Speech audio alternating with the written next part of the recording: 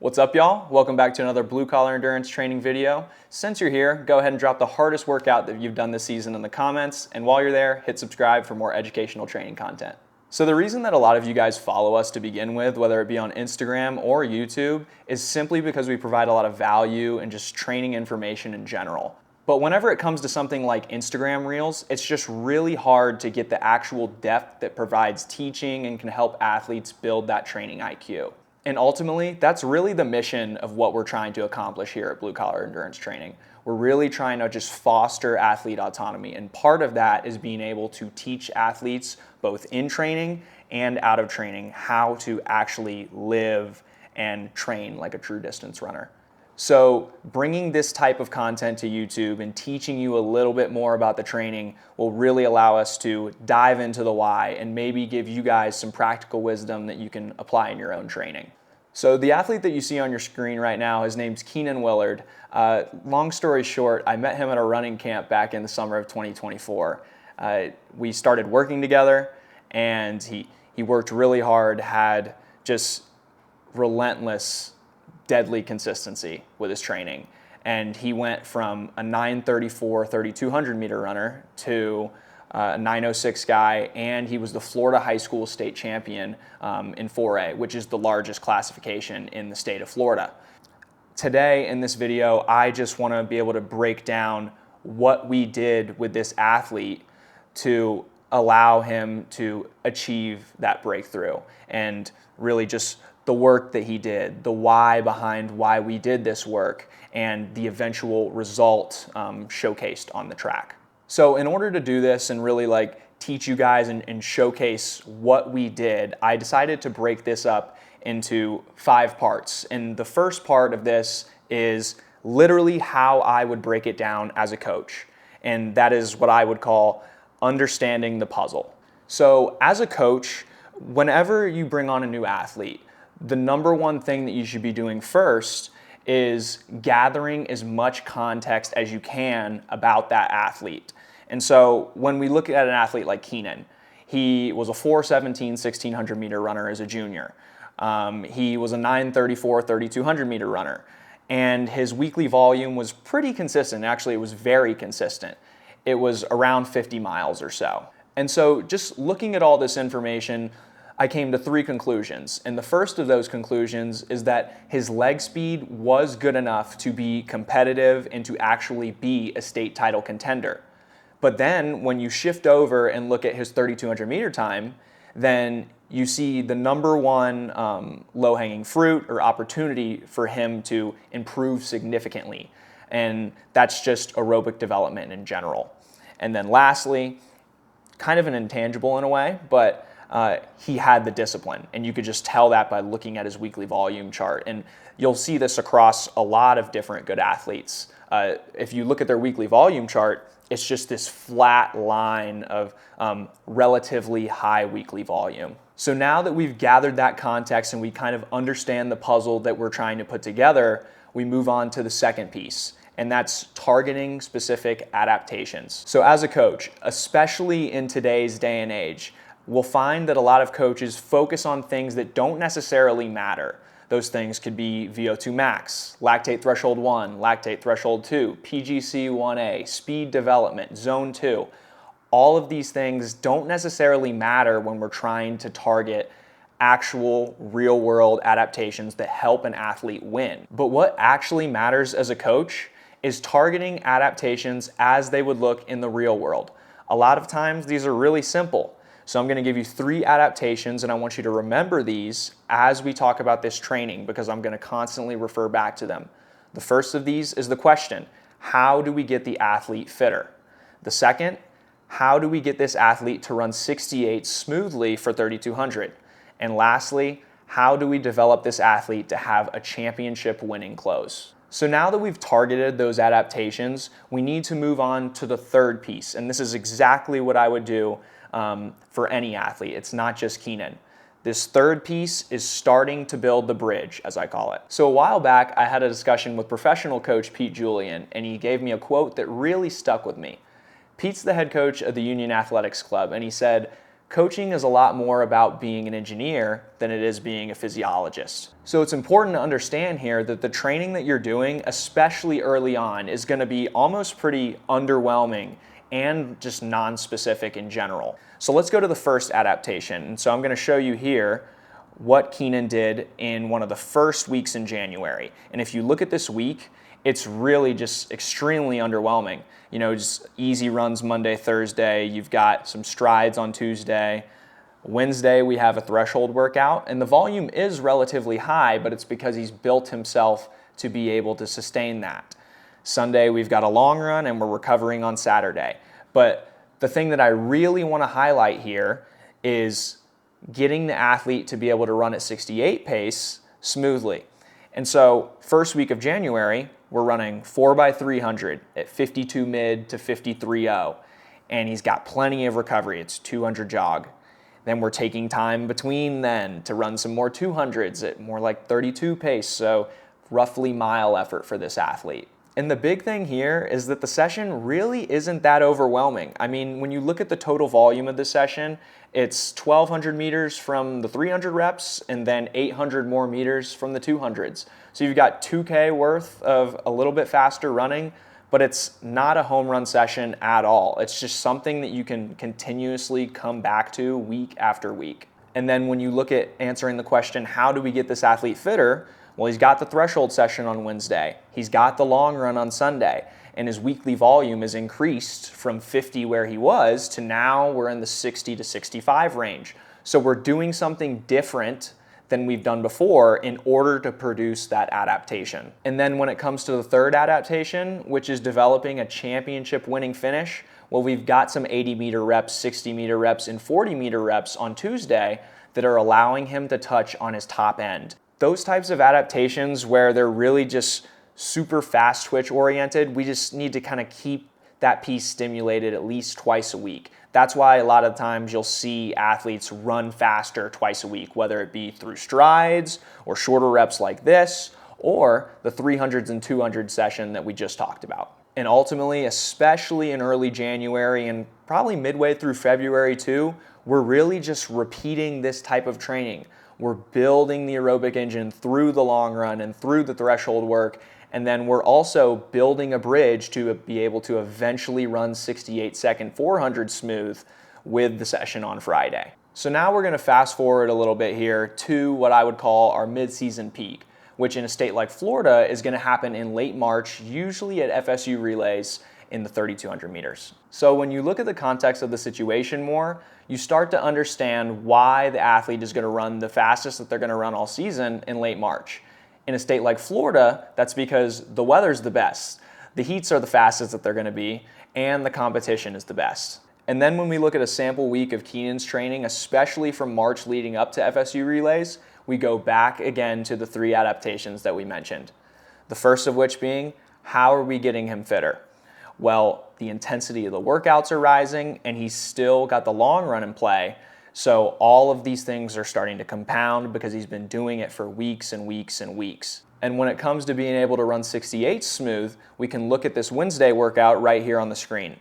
And so this workout is a sandwich workout where he's running threshold at the beginning and the end, but in the middle, he's starting to dose that race-specific pace. But he's been doing faster work and he's been doing slower work all the way through January, February. I mean, he was running 52.5 for 300s in early January. So he's had enough time to build up to the point where 68 to 68.5 is going to be really smooth for him. With the threshold work at the beginning and the end of the session, we're just accumulating more and more volume as we've been doing every single week. But when we look at the workout that actually prepared Kenan to be able to run 906, we look at this race callousing session that's placed here on the Friday. There's multiple parts in this session, and each piece is placed in a way that's going to support the main part of the session, which is 1x K at 250. So when you look at part one, we have 2x K at threshold effort with 60 seconds standing recovery. That's literally just an extension of enhanced warm-up. We do a lot of easy running a lot of times in warm-ups, but whenever we're doing some really hard running like we're doing here, this is just a really nice way to bridge the gap. Moving into part 2, we've already switched into our spikes, and we'll do 1x200 at 29.5 to really just have us feeling poppy and bouncy before we get into the 1K rep. Reference a little bit of a Mike Smith piece. Nico Young, right before he broke the American record for 5K indoors, he did a hard 2K rep in Flagstaff, and I don't quite remember the time that he ran on that, but super grindy rep, right at race pace, and one of the hardest things to do in the sport is running long race pace reps at altitude. Well, we had Kenan in this situation run 68s for 1K, which is right around a third of what he's going to be racing at. And then he'll take 400 jog recovery and run 3x500 at the exact same pace. The K is the main focus, and then the 500s are the support here.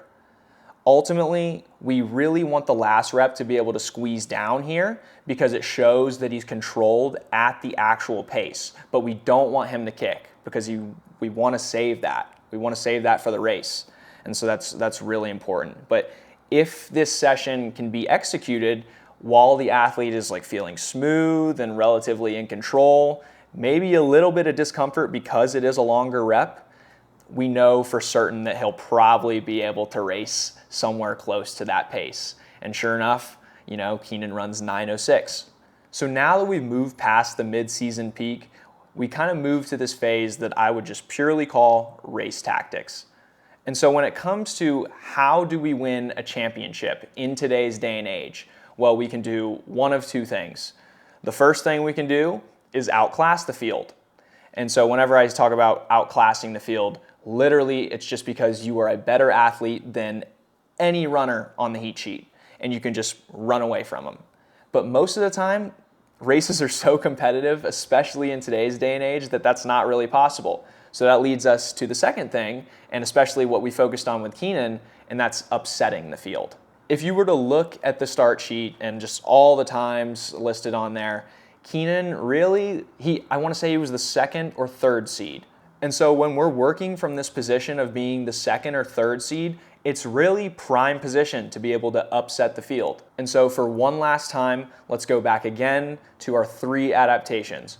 1, how are we going to get the athlete fitter? Well, at this point in the season, he's probably as fit as he's going to be. We're not going to be able to add more volume to get him to make another aerobic adaptation, or we're not going to be able to add more threshold and get his engine to be able to rev even higher. It's just not realistic because we don't have enough time to do so. So we need to do sessions that focus on sharpening and have reps centered around his actual race tactics. And now that we've spent so much time learning to actually be able to run 68 smooth, those types of reps can actually be filler and support the reps in the workouts that actually focus on the race tactics. So I'm going to take you here and show you this workout on the screen where we're going to dive into that a little bit. So first up on this Wednesday session, we have 2x1K at threshold effort again.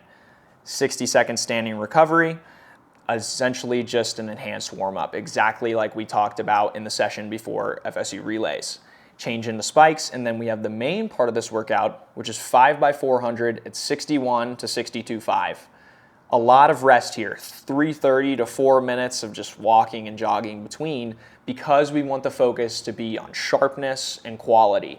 Because at this point in the season, the poppier we can get, the better. And that's going to allow him, when it comes time to make his move, to make it more emphatically. Now, a key piece of this session especially are the go drill reps that I have on reps 3 and rep 5. The first 200 of this go drill rep will be at 33 to 33.5 or so, and then the second 200 will be at 29. And the point of running these types of reps is to be able to teach the athlete to change gears in the midst of running a relatively quick pace. And when you're in a championship style race, you don't know if the pace is going to be pressed with 800 to go, 1200 to go, or wait all the way up until 400 meters to go.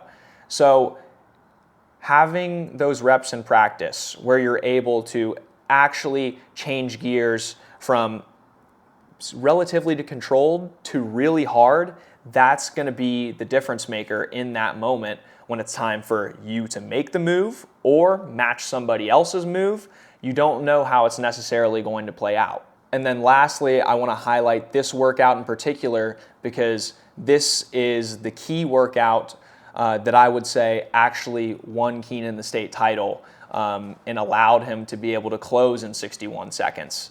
And that workout, 4 sets of 400, 400 squeeze, and 200 go drill.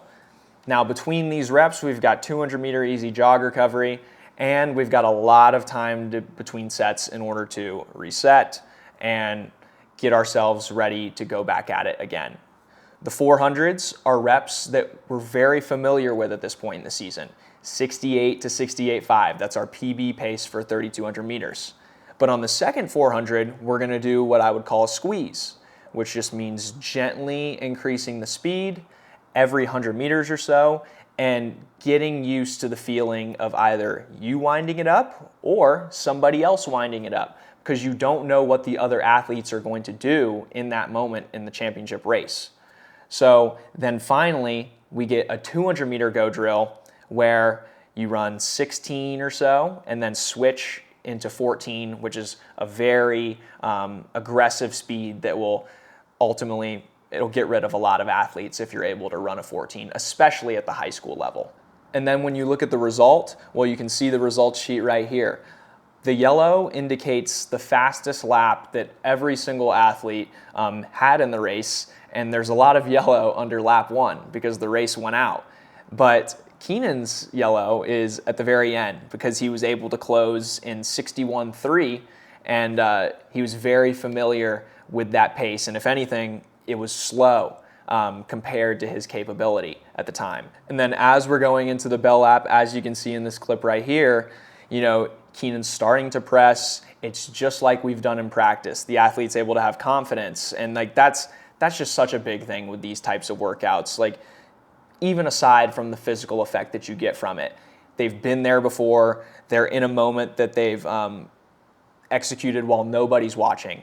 And so when everyone's watching and the lights are on, he's able to make that assertive move and actually open up that gap and maintain down the back stretch and not fall apart in the home stretch because, again, we did it in practice. So it's huge to be able to give an athlete that confidence, and it's ultimately so rewarding for the athlete because, I mean, he's put in 60 to 65 mile weeks over the course of months and months and months, and this is that payday. You know, this is why we actually do it. And you know, watching him cross that line, it's just like you almost feel like you're there yourself, and it's awesome to see. So, yep, there's the W. Thank you guys so much for watching this training breakdown. We're hoping to continually put out just more and more educational content about the sport in order to give you guys a lens into how good coaches think, and not just myself, but the other coaches on the blue collar staff as well. We've got a lot of things to be excited for in the future. A couple of those things is that we've got a new camp dropping. We have a camp called Winter Base Camp, and it's going to be taking place in Tallahassee later this year. Details for that will be posted on social media, and registrations will be run through our website. Summer altitude camps returning for summer 2026. That's another thing that's going to be so huge, and I'm so excited to be able to bring to y'all again for another year. And ultimately, just drop us a follow on Instagram and subscribe here on our YouTube, because it's just a way for us to continually build towards our mission, and that mission is to be the #1 resource for education and distance running, not just in the United States, but in the world. So a like goes a long way, a comment goes a long way. Appreciate you guys so much.